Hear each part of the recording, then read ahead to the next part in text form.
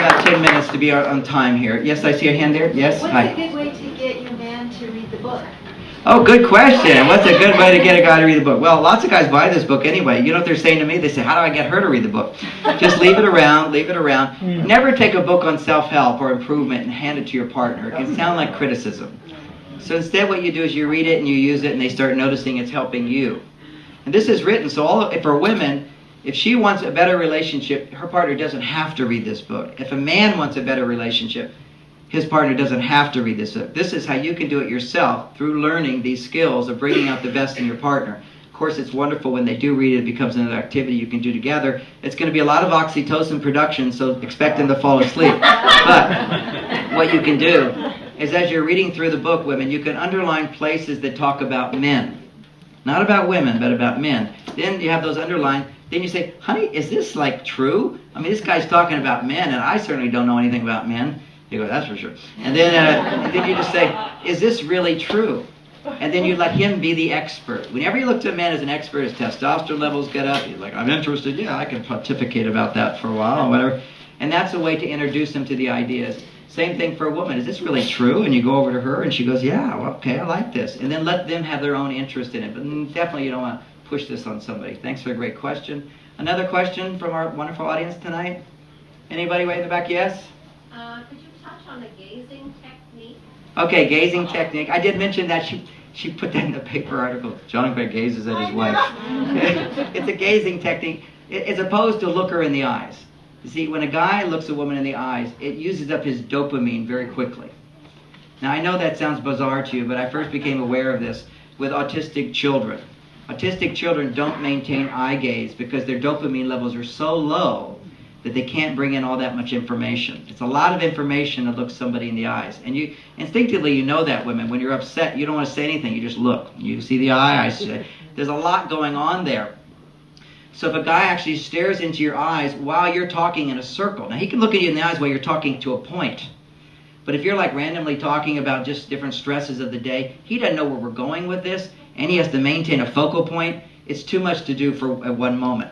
So what he can do is maintain his focus. He looks to your eyes, he looks to your cheeks, he looks to your nose, he looks to your moving mouth, looks to your chin, then goes back up north again to the forehead and starts all over. And he's just, and it doesn't look to her like you're moving your eyes at all. The eyes don't move at all. You're just putting your attention at different places in her eye, and that will stimulate more energy in his brain to make him more attentive. So that it gives him something to do. Because, I mean, guys are used to, like, if they're stressed, we have to do something. That's our brain. It's wired up to do something. And of course, there's the abstract concept that by not doing, I'm doing. But a little actual doing at the same time is helpful to him. So that's the slight movement of the eyes. Thanks for asking that question. Any other questions before we close tonight? Yes? Hi. Do you have anything in your book about for single people that aren't in significant other relationships? Yes, this book is written for people who are in significant relationships and people who are not in significant relationships. Throughout there's examples when you're single, when you're not. There's a lot about women becoming more like men because they're in the workplace. A lot of women, when I talk about the differences, they say, well, it sounds like I feel like I'm from Mars. And I go, yeah, you women today are becoming more testosterone-oriented, but if they're still more exhausted than those Martians. Because they have to learn to create space in their lives and support to stimulate the oxytocin side. And same thing for single women and single men. I teach how these imbalance of hormones either, how they can actually repel the opposite sex as opposed to invite the opposite sex into your life. And just as another abstract concept, anyone who is over 25 and they're looking to be in a relationship has generally been in a few relationships. And they have this sort of big question mark about why did that not work out? Why did that not work out? And so as you start getting in more relationships, it's almost like your partner's jumping through hoops, based upon your past mysteries. So when you read a book that explains everything that went wrong in terms of your past relationships in a way that helps you make sense of what happened, so you can actually forgive that person or forgive yourself because you don't know what you're doing, suddenly your whole attitude towards relationship changes. It's also geared towards women as well who, something that's happening more and more is the baby boomers, the children are growing up. And as soon as the children are growing up, there's this empty nest and there's a lot of divorce. And I asked some of these divorced women, it's particularly rampant in Japan. I mean, literally, as soon as the kids grow up, the women are out of there, they're gone. And I asked these women, okay, are you happier now that you left your husband? And they generally say, yes, I'm happier. And I say, why are you happier? And they say, because I've learned how to make myself happy. And wouldn't it be great to learn how to make yourself happy while you're married? And then I guarantee you that man will be way more attentive, because he'll feel that if she's already happy, then it's very easy for me to make her happier. And that's what men are always drawn to, is the opportunity to make a difference. And if you're already happy, and he can take it from happy to great, good to great, that keeps men energized in the relationship. Thanks for that great question. Is there any other burning question before we end? I see two. I'll ask this man and then this woman. Yes? It seems like most people are looking for happiness. And you've used the word happy about 3 times just a minute ago. Do you have a definition for happiness? Yeah, of course. I have a famous author right here in the third row who's wrote a famous book. Would you stand up for a moment? This is Marcy. And she's written the book, Happy for No Reason, which I highly recommend as well. She's also a local Marin author. What would be my definition of happiness? Just feeling really great.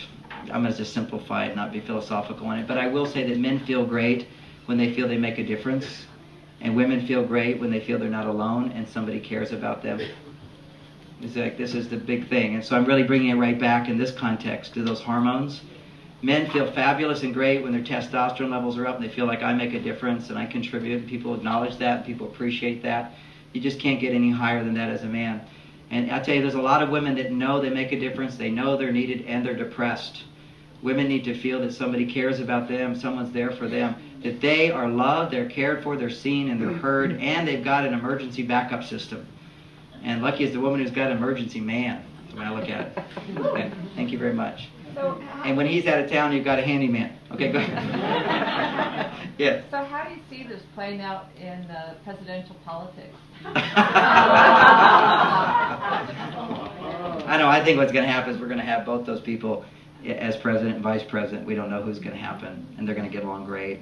You know, this is a great thing for the world. You know, I'm really excited about it. So, yes, ma'am. You know, a lot of the rules are very simple in the workplace. Not simple, everything's complicated in this world.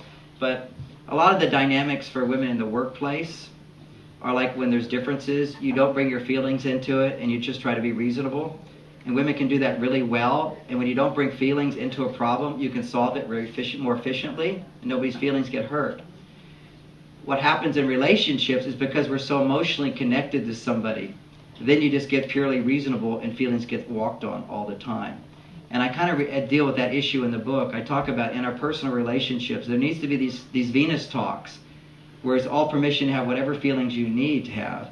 And then we have Mars talks. If you're actually solving a problem, let's follow some strict rules for solving the problem. And some of those rules are no bringing feelings into it, no bringing history into it. Everything has to be objective and reasonable. Just as I've got strict rules for making it safe for feelings to come forward, also make a strict rules for things to be extremely reasonable. And not that life has to be extremely black or white, but it's nice to have those safe zones you can go to when this middle ground isn't working. So I want to thank you all for coming out tonight. I really appreciate you being here.